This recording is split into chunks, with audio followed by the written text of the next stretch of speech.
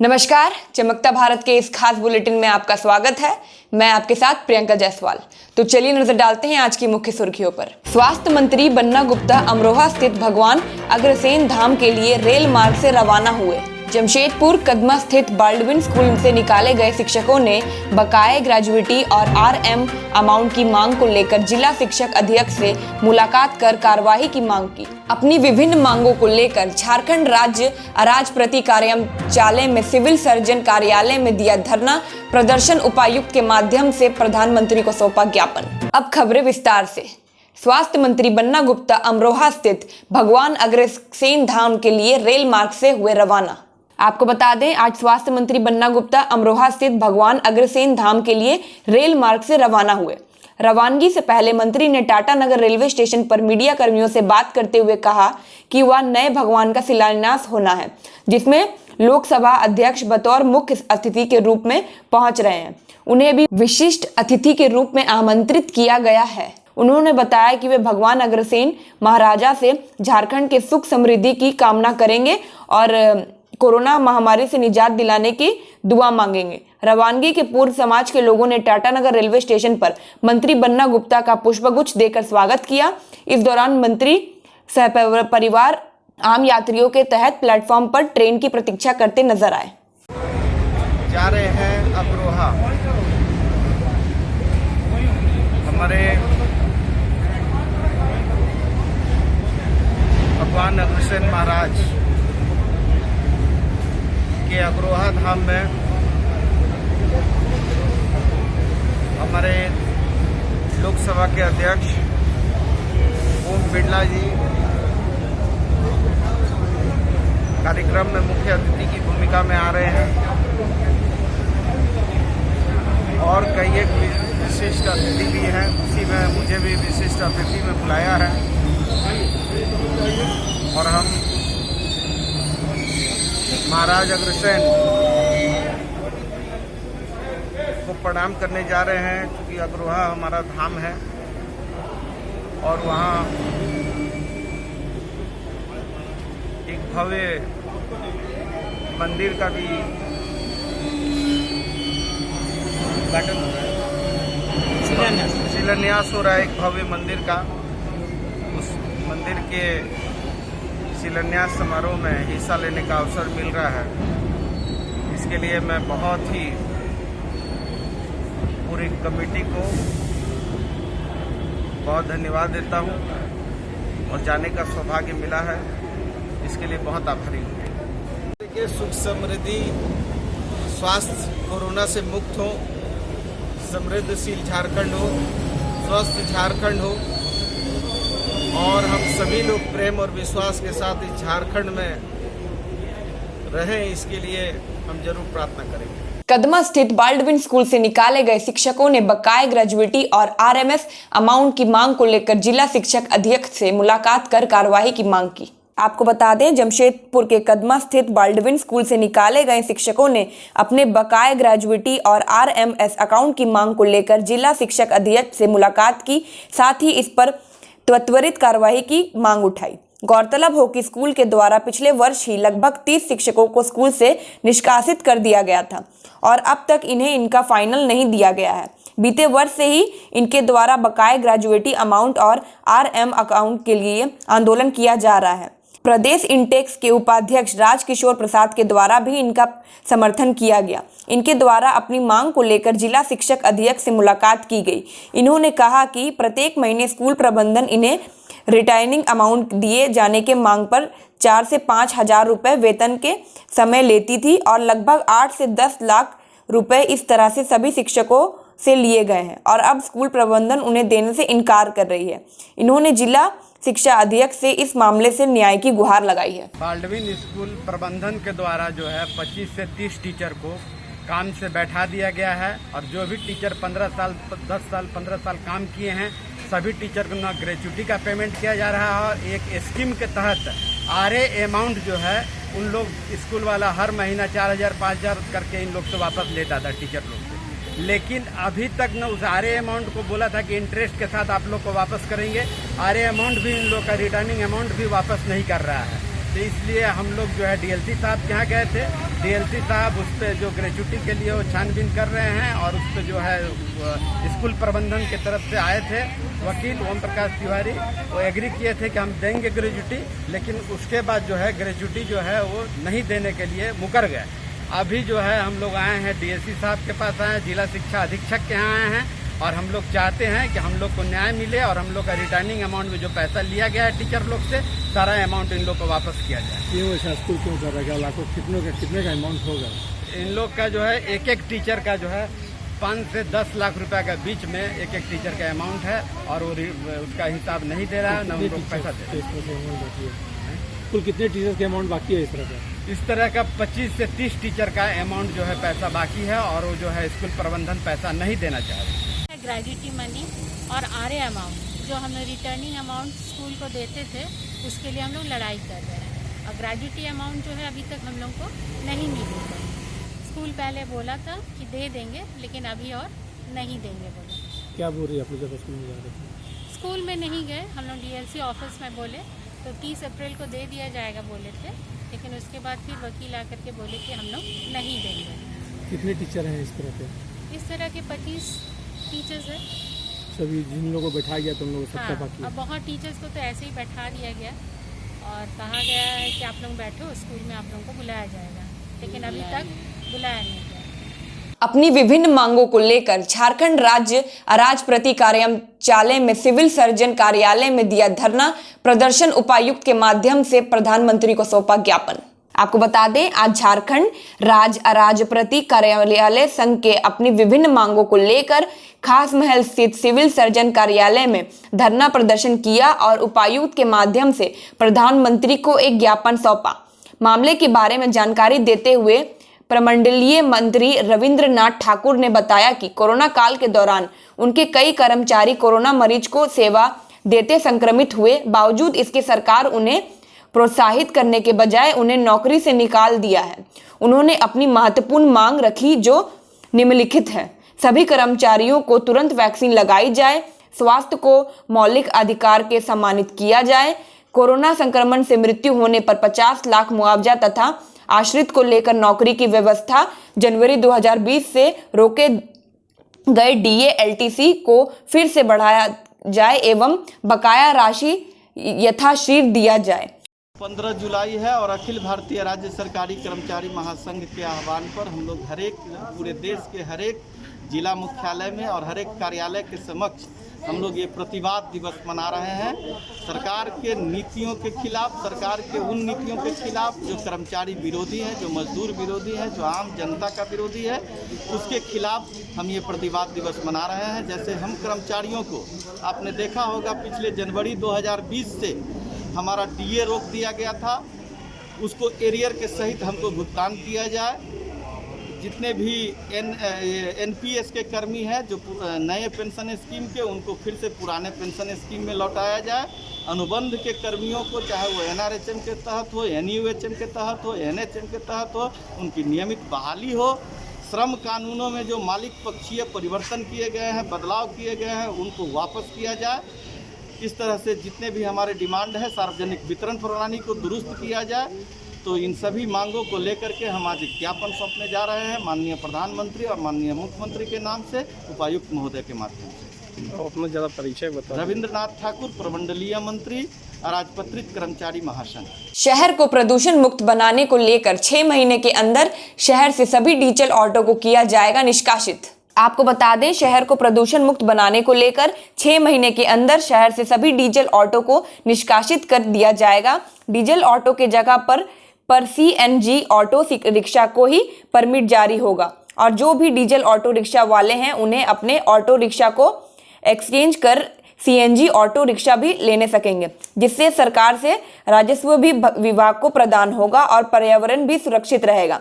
शहर में 15,000 ऑटो चालक हैं जो कि सरकार और सड़क सुरक्षा के नियम का पालन करते हुए इस कोरोना की घड़ी में आर्थिक तंगी से गुजर रहे हैं और ऐसे में सरकार अब इन डीजल ऑटो रिक्शा चालकों को 6 माह के अंदर शहर को प्रदूषण से मुक्त दिलाने को लेकर जनवरी में शहर के 15,000 डीजल ऑटो को बदलकर सीएनजी में करना है। जिससे शहर की बढ़ती आबादी को प्रदूषण को रोका जा सकेगा।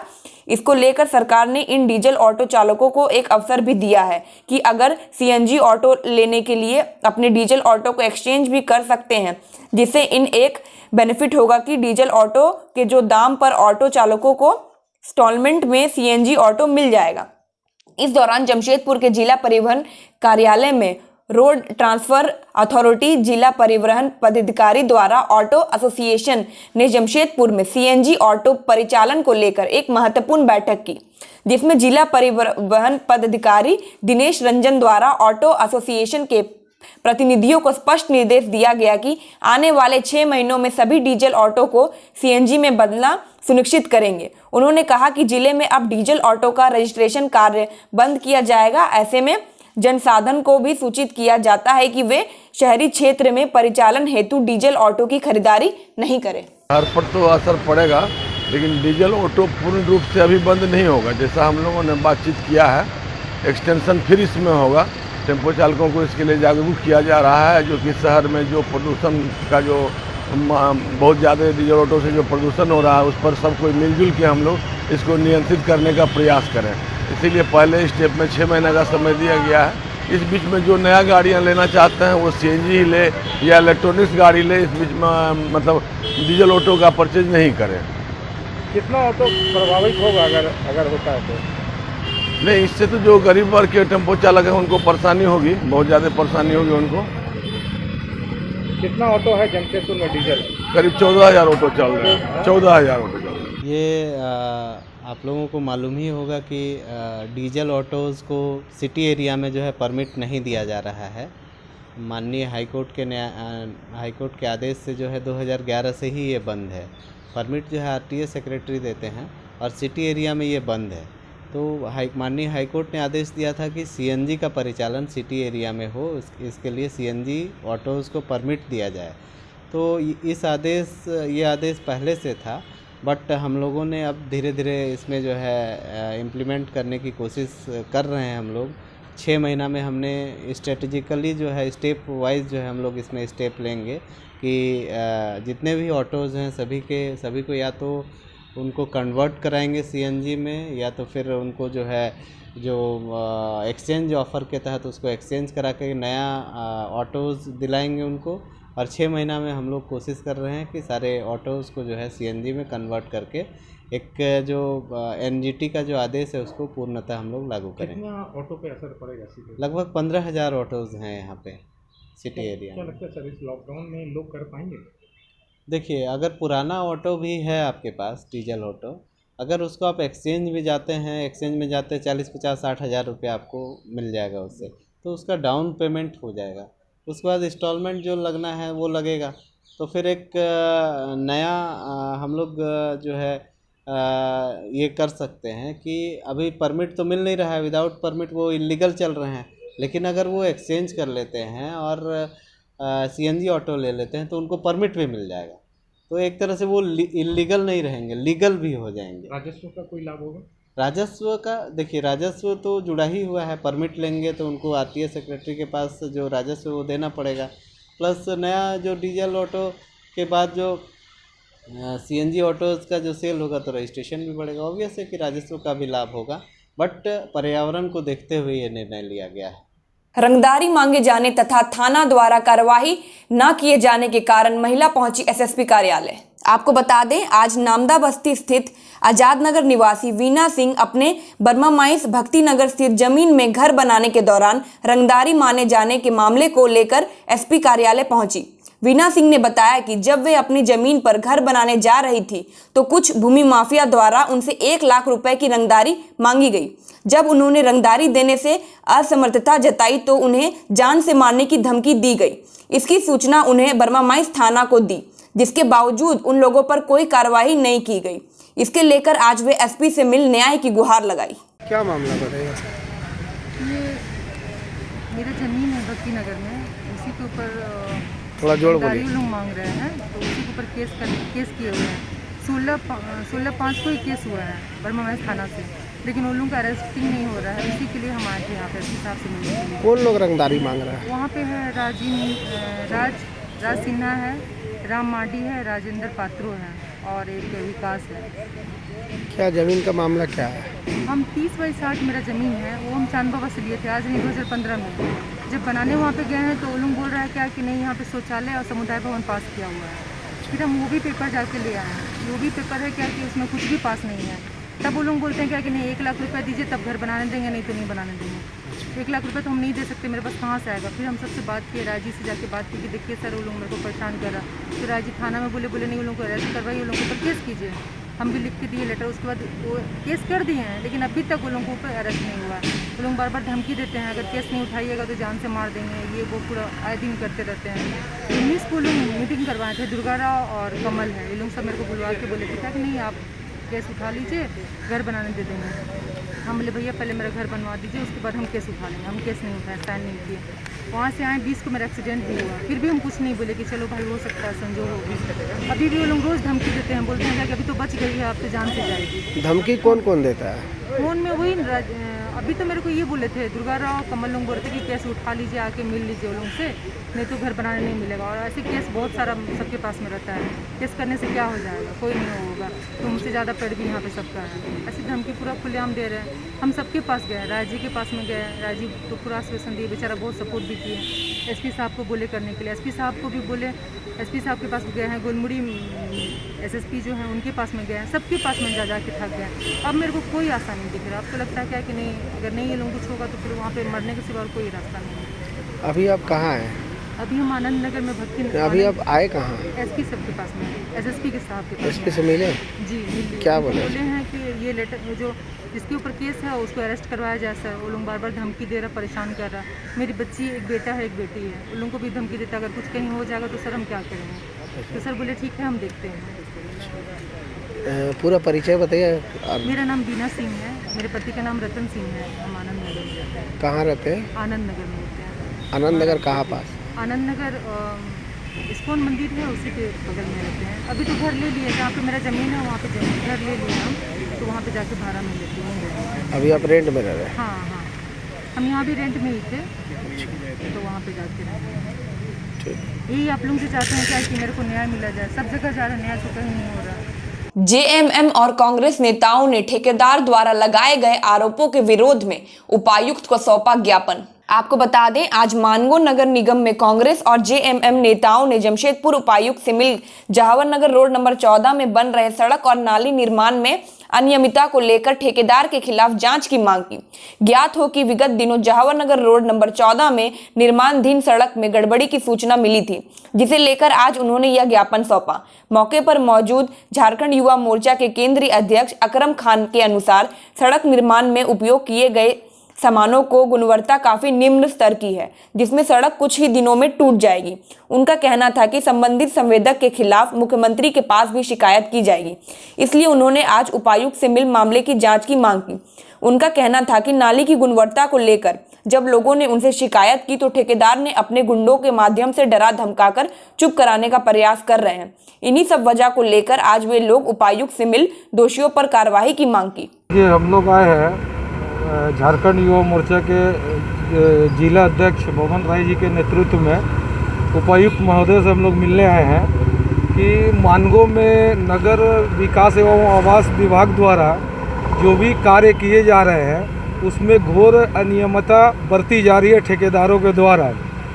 और विगत कुछ दिनों पहले बहुत सारे रोड और जितने भी नाली निर्माण हुए हैं उसमें हम लोग अपने खुद से भी गए थे और हमारे जिला उपाध्यक्ष जकी अजमल सोनू जी के द्वारा भी जांच किया गया तो पाया गया इसमें घोर अनियमितता है। इसको लेकर हम लोग उपायुक्त महोदय के पास में आए थे कि हम लोगों की सरकार जब से बनी है, हेमंत जी की सरकार, 2020 जनवरी से लेकर अभी तक जितने भी मानगो नगर निगम नगर आवास विभाग द्वारा कार्य किए गए हैं, सारे कार्यों की फिर से एक बार जांच की जाए कि किस स्तर का कार्य किया गया है। और इसके लेके हम लोग उपायुक्त महोदय के पास आए हैं। यहाँ पे हम लोग ज्ञापन दिए हैं और इसका प्रतिलिपि माननीय मुख्यमंत्री को भी हम लोग दे रहे हैं, नगर आवास विकास आयुक्त को भी हम लोग दे रहे हैं। तो हम लोग इसीलिए आए और जो भी ठेकेदार इसमें दोषी पाया जाएगा, जो भी पदाधिकारी इसमें दोषी पाया जाएगा, ठेकेदारों का लाइसेंस रद्द किया जाए और फ्यूचर में कभी भी कोई भी विभाग में उनका रजिस्ट्रेशन ना किया जाए। अकरम खान, केंद्रीय उपाध्यक्ष, झारखंड युवा मोर्चा। पोटका विधायक संजीव सरदार और डीडीसी ने नए प्रखंड और अंचल कार्यालय का निरीक्षण किया। आपको बता दें, पोटका प्रखंड मुख्यालय परिसर में बन रहे नए प्रखंड और अंचल कार्यालय का विधायक संजीव सरदार और डीडीसी परमेश्वर भगत ने निरीक्षण किया। वहीं नए परिसर में सबसे पहले पवित्र और धार्मिक पीपल पेड़ का वृक्षारोपण किया गया। बताया जा रहा है कि जल्द पुराने भवन से नए भवन में प्रखंड और अंचल कार्यालय शिफ्ट होगा और तमाम विभाग के कार्यालय एक साथ होगा और आज जनता को भी काफी सुविधा होगी। मैं बता दूं, करोड़ों रुपए की लागत से नए प्रखंड मुख्यालय का निर्माण किया जाएगा। वर्षा जल पर निर्भर किसान पटवन कर लगा रहे धान। आपको बता दें, वर्षा जल पर आश्रित किसानों को कभी अति वर्षा तो कभी कम वर्षा से रुला रही है। किसानों का खेत से धान बीज डालने के समय लगातार बारिश होने से किसान खेतों में बीज डाल नहीं पाए। खेतों में बीज डालने में हुई विलंब से धान का बिचड़ा रोपाई समय से नहीं हो पाया। जब बिचड़ा तैयार हुआ तो पर्याप्त वर्षा नहीं होने से धान रोपनी के लिए किसानों को तरसना पड़ रहा है। ऐसे ही हाल इस वर्ष सरायकेला खरसावां जिला के ईचागढ़ व कुकरू प्रखंड में देखने को मिल रहा है। किसानों का जब धान बिचड़ा तैयार होकर रोपाई का इंतजार कर रहा है तो किसान मेघ की और ताकते वर्षा का इंतजार कर रहे हैं। वहीं कुछ किसान डोभा, तालाब और नदियों से पंपसेट लगाकर खेतों का पटवन कर धान रोपाई करने को मजबूर है। किसानों को महंगी दामों पर डीजल, मिट्टी, तेल खरीदकर पंपसेट चलाकर खेतों का पटवन करना पड़ रहा है। वर्षा जल पर आश्रित किसानों को वर्षा जल पर निर्भर रहकर खेती करना पड़ रहा है। स्वर्णरेखा जैसी क्षेत्र का लाइफ लाइन कहने वाली नदी है। वहीं चांडिल में विशाल डैम बना हुआ है, मगर यहाँ के किसानों को वर्षा जल पर निर्भर होकर खेती पर प्रतिवर्ष जोखिम उठाना पड़ रहा है। होने के कारण हम लोग खेती बाड़ी को तो दिक्कत हो रहा है, क्योंकि हम लोग अभी मशीन द्वारा पटवा रहे हैं। इसके लिए सरकार कुछ उपाय नहीं कर रहे हैं। लिफ्ट बजट वगैरह हम लोग को किसान भाइयों का दुख झेलना पड़ रहा है। मिट्टी का तेल बहुत ज़्यादा महंगाई पड़ रहा है, बहुत ज़्यादा खर्चा उठना पड़ रहा है। इसके लिए सरकार हम लोग को किसान भाइयों का कुछ उपाय कीजिए।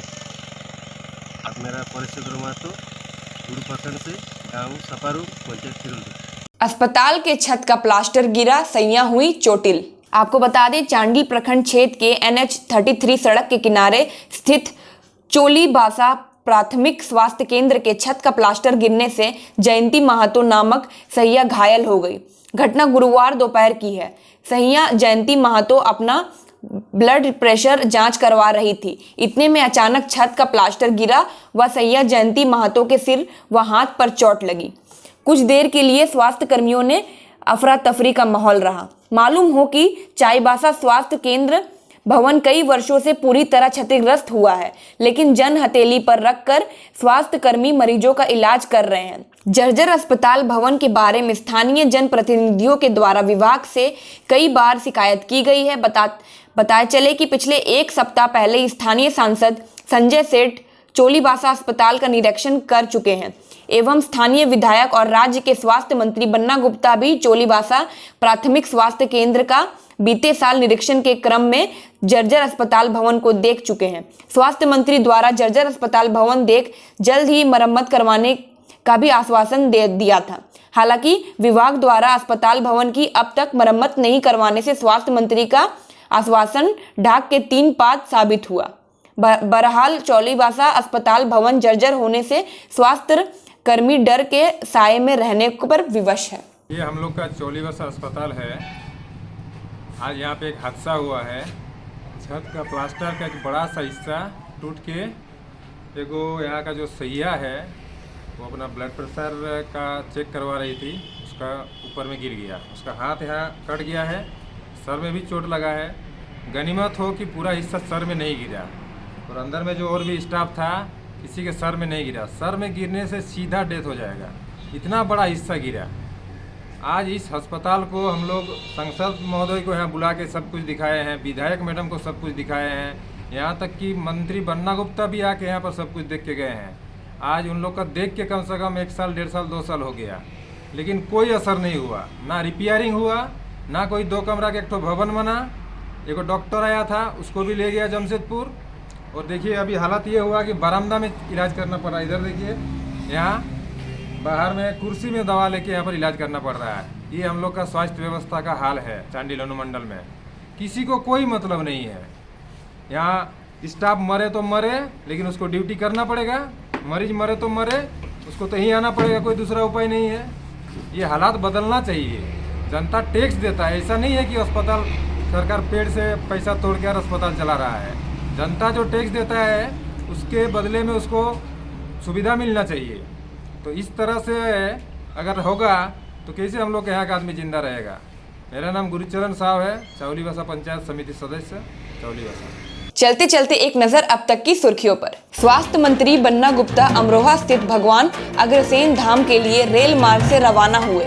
जमशेदपुर कदमा स्थित बाल्डविन स्कूल से निकाले गए शिक्षकों ने बकाये ग्रेजुएटी और RM अमाउंट की मांग को लेकर जिला शिक्षक अध्यक्ष से मुलाकात कर कार्यवाही की मांग की। अपनी विभिन्न मांगों को लेकर झारखंड राज्य अराज प्रति कार्यालय में सिविल सर्जन कार्यालय में दिया धरना प्रदर्शन। उपायुक्त के माध्यम से प्रधानमंत्री को सौंपा ज्ञापन। शहर की तमाम खबरों के साथ जुड़े रहने के लिए देखते रहें न्यूज़ चमकता भारत। नमस्कार।